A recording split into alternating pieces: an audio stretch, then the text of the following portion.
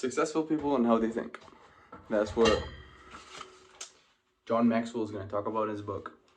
And honestly, it's one of the most interesting books that I've read. Aside from 48 Laws of Power, it's one of my favorite ever, which we're going to have on this channel. Hopefully soon enough. It's going to be 48 powers, because 48 Laws of Power. And we're going to describe each single law. I'm going to make shorts to explain it in short format. We could go in depth videos later on. So let's start off with the introduction. First of all, there are 14 chapters. And we only need 12 of those. So, but we're going to start with the introduction, which has one of the, in my opinion, best opening lines of a book. And it goes as, good thinkers are always in demand. A person who knows how may always have a job, but a person who knows why will always be his boss. And that's honestly a great quote, because it illustrates how thinking and deep understanding actually impacts your position in this world. Think about it this way. You have a problem and you want to solve it. You could go with a typical route of asking someone to help you, asking someone who already knows how to do it to help you, or you're doing it the typical way that you know, which might take a lot of time, a lot of money, and a lot of effort. But if you're a good thinker, a great thinker of that, you could just create a new way or think of a new idea to solve your problem. So that's what this book is all about, and the ways we're going to use these laws to put it and implement in our lives to learn how to be good thinkers. It starts off with a good point on why should we even change our thinking? Why should we even change our way of thinking about life or our thoughts? And he goes step by step on why you should and how you could change your thinking for the better and be a great thinker. There are 3 reasons why you should change your thinking, or how you could change your thinking. First of all, changing your thinking or your thoughts is not an easy task, and it doesn't come easily. You have to put effort, and thinking is like a workout. The more you do it, the more focus you do it, the more pay attention to it, the better it is, and the better we'll get. So try to implement it. Try to take a day or an hour or 5 minutes out of your day to think. Just think. No phone, no nothing, no distractions. Just thinking, pure thinking. In a week, I could promise you that your thoughts are going to be way different than those of 1 week ago. So it's funny because thoughts don't just come to you. You have to clean them, process them, and then distribute them, and then put them out in the world. You can't just think of something and be like, oh yeah, that's my thought right there. Kind of doesn't deliver the point you want to reach. He states that change of thinking is worth investing in. And as author Napoleon Hill observed, more gold has been mined out of men's minds, than there has ever been mined out of mines, or gold mines. Well, now you might ask yourself, okay, I'm convinced. How do I start? How do I change my thinking? How do I get into a better position to prepare myself for better thoughts, better ideas?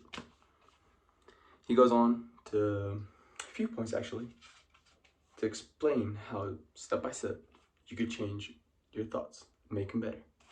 First and most importantly, expose yourself to people with good thoughts and good ideas. And by exposing yourself to good input, he's stating that put yourself in positions where you have to think. Put yourself in situations where you're mandated to think.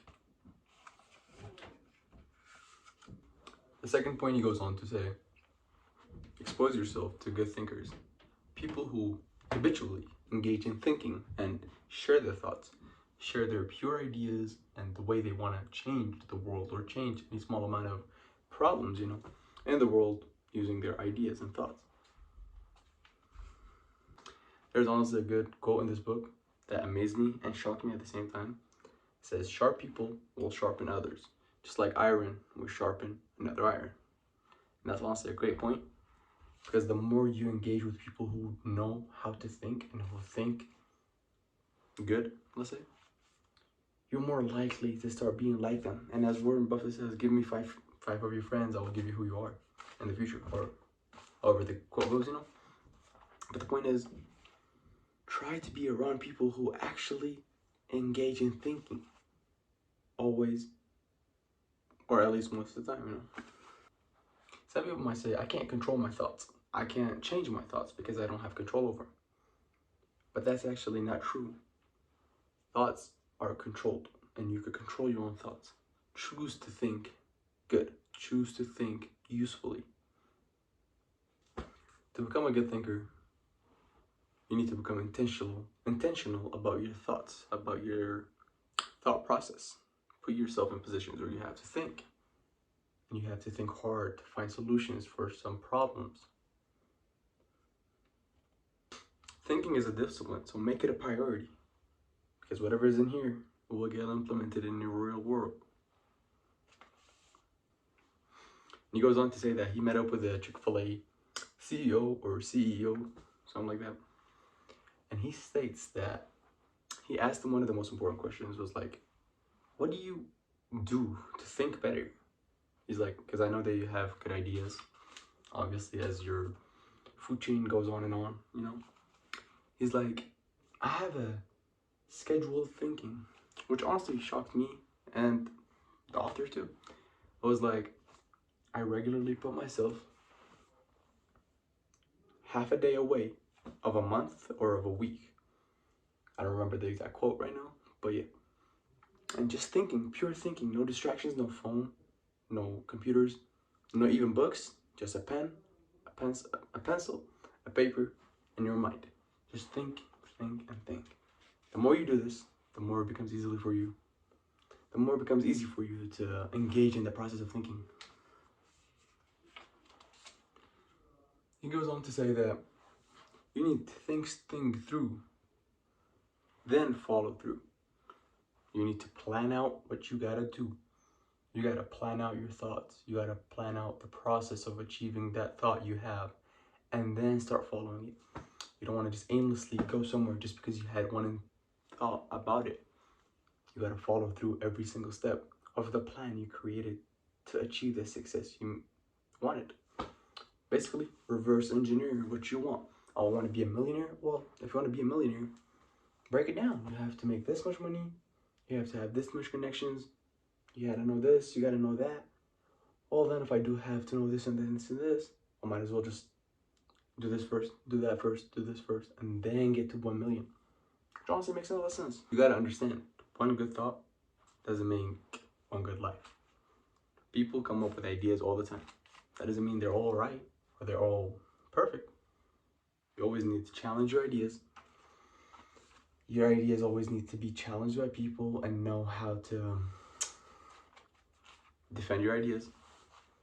Know how to accept criticism about your ideas to understand how to improve your ideas. It might be a good idea, but you might be missing some points. And what you need to do is ask people about it. Ask people who specialize in that field that you're thinking about to give you more ideas about it, to give you more intel, to improve your idea. That might be a good idea again. Success comes to people who have a mountain full of thoughts and who continuously just mine it and just mine thoughts. Always grab a new thought, see it, and maybe it's a good thought and you could just like put it into progress and see where it goes. Again, we only live this life once, so make the best out of it. There's a little formula going on here that he kind of summarized most of this introduction. He says the right thought at the right place at the right time with the right people will equal the right results that you intend to have. And then it goes on to the leadership part of this whole progress. Well, if you see that you have an idea and you want your team to follow it, you need to sell yourself to the team first and then sell your idea. People will follow later before they will follow a plan or idea. Or 11 skills that he needs us to use to hone in on our thoughts. Number 1, seeing the wisdom of big picture thinking. Number 2, unleashing the potential of focused thinking. Number 3, discovering the joy of creative thinking. 4, recognizing the importance of realistic thinking. 5, releasing the power of strategic thinking. 6, feeling the energy of possibility thinking. Again. 7, embracing the lesson of reflective thinking. 8, questioning the acceptance of popular thinking. 9, encouraging the participation of shared thinking. 10, experiencing the satisfaction of unleashing unselfish thinking. 11, enjoying the return of bottom line thinking.